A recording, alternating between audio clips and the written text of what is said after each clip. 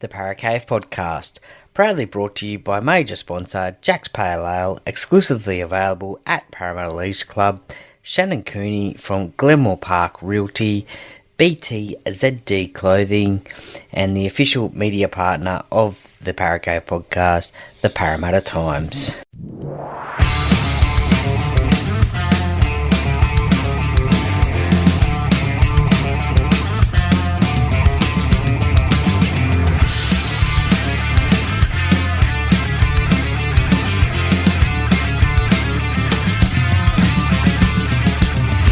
Welcome to another episode of the Paracave Podcast. And now over to your host, Troy Warner, broadcasting live from the world-famous Paracave.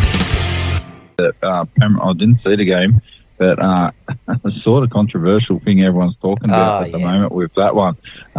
We'll jump into that one to start off with quickly. So what's your take on it? Because from what I looked at, it looked like the guy was tackled. I can't remember what his name was. Tackled outside in the field of play. I don't know what the hell Penrith were doing to try to drag him or put him anywhere near the try line.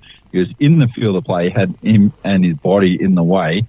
Was grounded and looked like he'd finished moving, but kept on moving close to the try line. So people are saying that the referee said it was momentum, and that Brian and whoever the other Penrith player is that tackled him were the reason why he got the try. So that could well be the case. So I didn't see the game, but people are saying in general, Penrith didn't play very good. They didn't play like they normally do, and we'll run the ball in the last tackle, dropping apes and all that. So maybe things are changing for Penrith, but like that try. But from what I saw when he was tackled, where it initially started and looked like it stopped and then continued to keep moving somehow, you could see distance between the ball and the try line. Then all of a sudden, you couldn't see as much distance between the ball and the try line, but you couldn't see the try line or the ball either. So I don't know how that was a try, to be honest with you.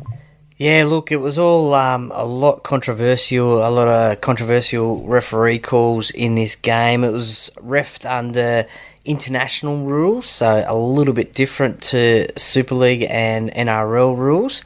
So maybe that's where a little bit of the confusion come from fans. But look, if I was a Panthers fan, and I wouldn't be, but I'm not, but if I was a Panthers fan, yeah, look, I'd be very disappointed because one of the calls was the Liam Martin strip.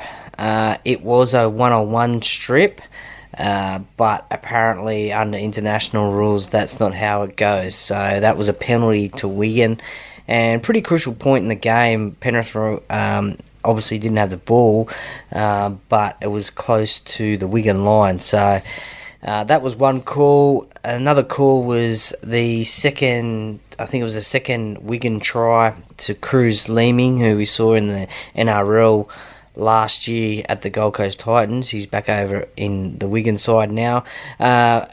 Potential forward pass. So, look, they're always hard to judge on, as we know. That last try that you're talking about, Jake Wardle, the try to him, look, there was no conclusive evidence as far as the video ref could see. And, look, fans watching the game on the screen could see that he was short. There's been all still photos on social media about it. Look, seeing it myself, I didn't think it was a try either. I thought he was short as well, but there was an angle there that potentially maybe he just got it, but the referee called it a try, so it's very hard to overturn that one. So, look, Penrith didn't play the way they usually play. Wigan's defence in the first half was really good. They shut down the Panthers a lot on the fifth tackle, so they didn't get a kick away a lot of the time on the fifth tackle. The first time they did it, it led to a try to Nathan Cleary. So after Mitch Kenny caught it and Cleary went over to score. So they their defence was really good. Also, Nathan Cleary had a bit of an off game. It is the first game for many of the Panthers players overseas as well. He dropped a ball with potentially the line wide open. Also, kept on throwing the ball mostly on the inside. So he had a lot of inside passes. I don't know whether he was trying to do that to potentially set something up on the outside later on, but very unusual from there. Look, a player of the match, the Bill Ashurst medal winner. So Bill played for both clubs, Wigan and Penrith, and is unfortunately no longer with us, so rest in peace. He is the medal. They named the medal of the winner, the player of the match in that game after him, was Bevan French. So NRL fans would know him from the Parramatta Eels days, and he had a blinder. He threw a great cutout pass that led to the first try of the game. Was involved in a no try from a kick from the scrum.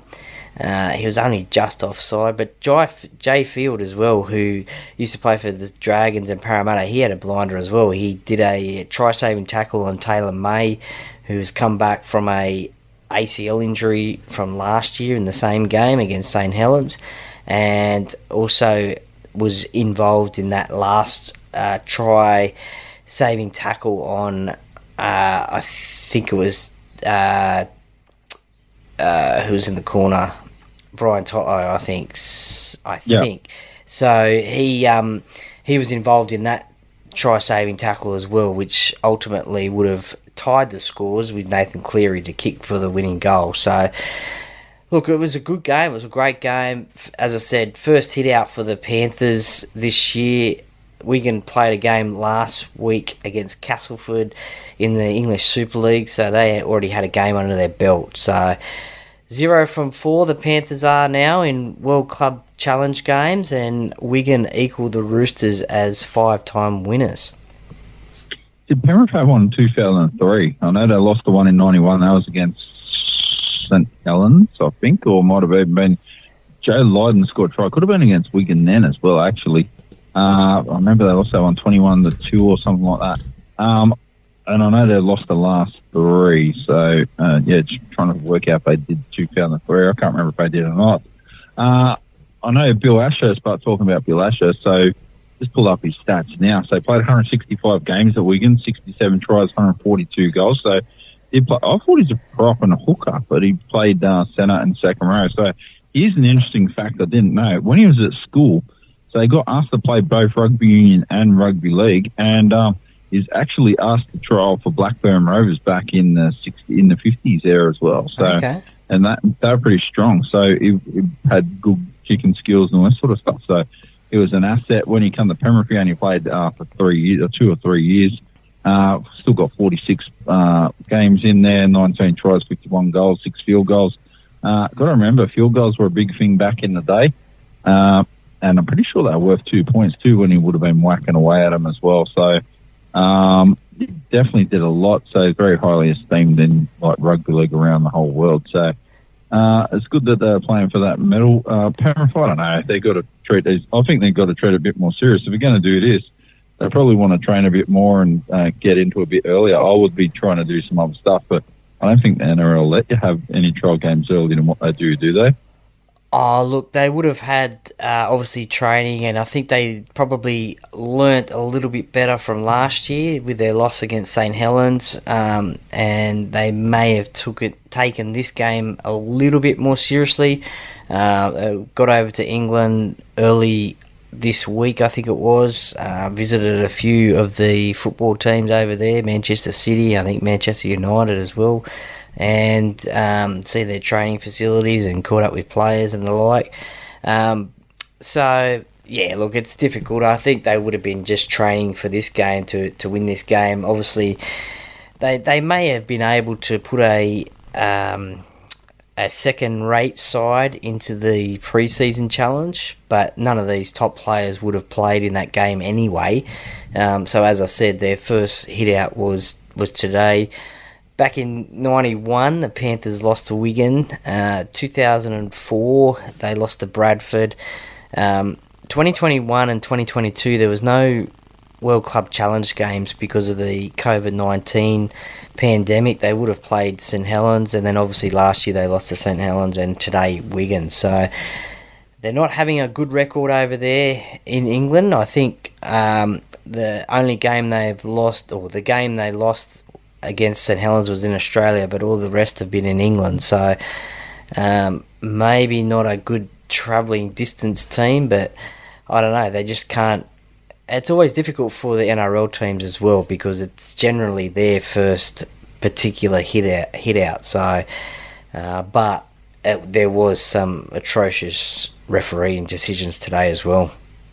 Yeah, that's right. So pretty much the only NRL side that's done any well out of these games has been the Roosters. I think they won 5, so that's something about that. So they've won 5 and Wigan have won 5 now as well. So the English side's treat is more serious.